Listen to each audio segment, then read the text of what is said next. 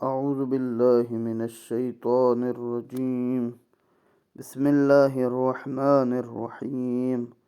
ونبئهم عن ضيف إبراهيم إذ دخلوا عليه فقالوا سلاما قال إنا منكم وجلون قالوا لا توجل إنا نبشرك بغلام عليم قال أبشرتموني على أن مسني الكبر فبما تبشرون قالوا بشرناك بالحق فلا تكن من القانتين قال ومن يقنط من رحمة ربه إلا الضالون قال فما خطبكم أيها المرسلون قالوا إنا أرسلنا إلى قوم مجرمين إلا آل لوط إنا لمنجوهم أجمعين إلا امرأته قدرنا إنها لمن الغابرين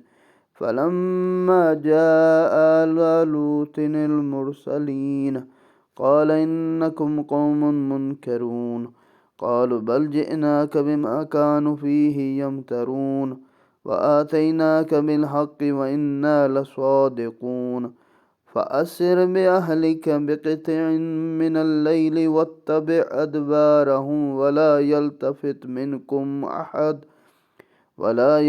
منكم أحد وامضوا حيث تؤمرون وقضينا إليه ذلك الأمر أن دابر هؤلاء مقطوع مصبحين وجاء أهل المدينة يستبشرون قال إن هؤلاء ضيفي فلا تفضحون واتقوا الله ولا تخزون قالوا أولم ننهك عن العالمين قال هؤلاء بناتي إن كنتم فاعلين لعمرك إنهم لفي سكرتهم يعمهون۔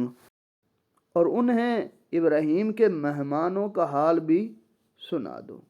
جب وہ ابراہیم کے ہاں داخل ہوئے تو انہوں نے کہا سلام۔ ابراہیم نے کہا ہم تم سے خوف زدہ ہیں۔ کہنے لگے آپ خوف نہ کریں، ہم آپ کو ایک دانا لڑکے کی خوشخبری دیتے ہیں۔ کہا کیا تم مجھے اس وقت خوشخبری دیتے ہو جب بڑھاپے نے مجھے گرفت میں لے لیا ہے؟ کس بات کی خوشخبری دیتے ہو؟ کہنے لگے ہم نے آپ کو سچی خوشخبری دی ہے، آپ مایوس نہ ہو۔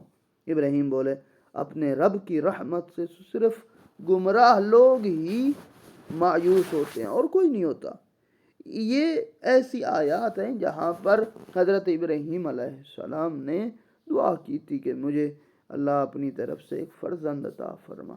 پھر فرمایا فرشتگان تمہاری مہم کیا ہے، تم کیا چاہتے ہو، کیا کہنا چاہتے ہو؟ کہنے لگے ہم ایک مجرم قوم کی طرف بھیجے گئے ہیں، مگر آل لوط کے ان سب کو ہم ضرور بچا لیں گے۔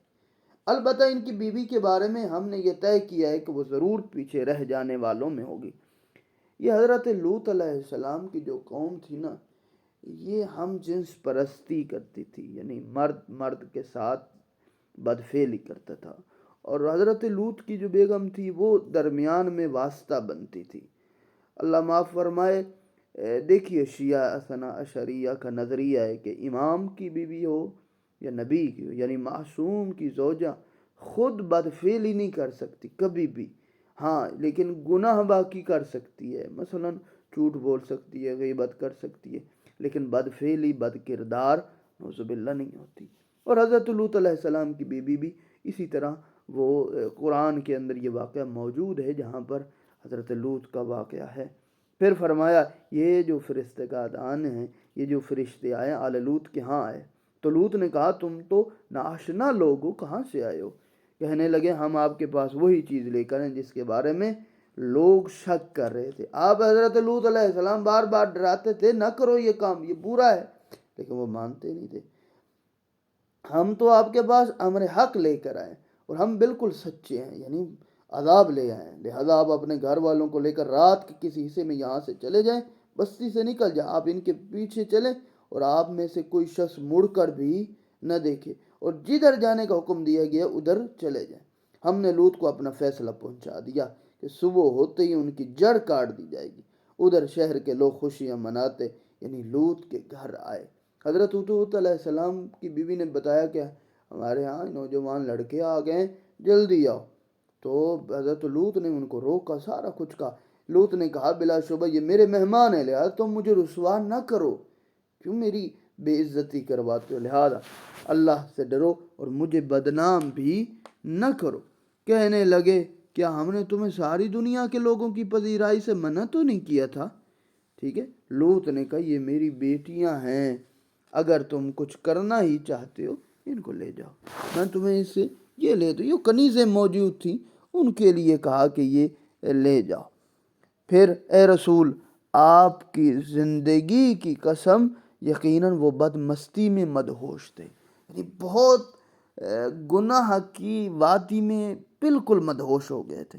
ذہنی طور پر ان کے ذہنوں پر گناہ کا غلبہ اتنا آ گیا تھا، انہیں ہوش ہی نہیں رہا تھا کہ سامنے نبی خدا کھڑے ہیں اور یہ بات کرنے والی ہے یا نہیں ہے۔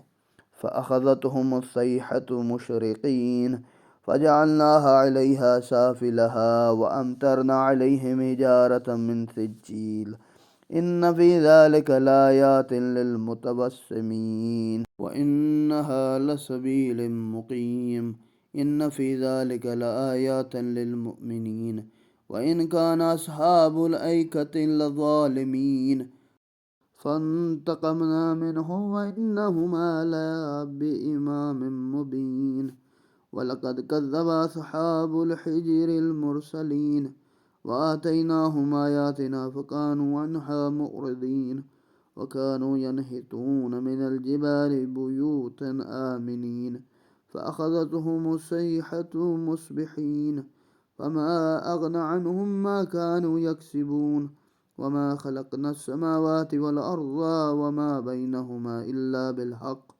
وَإِنَّ السَّاعَةَ لَآيَاتٌ فَاصْفَحِ الصَّفْحَ الْجَمِيلَ إِنَّ رَبَّكَ هُوَ خَلَّاقُ الْعَلِيمُ وَلَقَدْ آتَيْنَاكَ سَبْعًا مِّنَ الْمَثَانِي وَالْقُرْآنَ الْعَظِيمَ لَا تَمُودَنَّ عَيْنَيْكَ إِلَىٰ مَا مَتَعْنَا بِهِ أَزْوَاجًا مِّنْهُمْ ولا تحزن عليهم واخفض جناحك للمؤمنين وقل إني أنا النذير المبين كما أنزلنا على المقتسمين۔ پھر سورج نکلتے وقت انہیں خوفناک آواز نے گرفت میں لے لیا، یعنی عذاب آنا شروع ہوا۔ پھر ہم نے اس بستی کو تہ و بالا کر کے رکھ دیا، ہم نے ان پر کنکریلے پتھر برسائے، نوکدار پتھر برسا دیے حضرت لوط علیہ السلام کی قوم پر، جو اس بدکاری میں ملوث کام کرتے۔ اس واقعے میں صاحبین فراست کے لیے نشانیاں ہیں، یعنی جو عقل رکھتے ہیں ان کے لیے یہ نشانی ہے، ایک عبرت کا ہے۔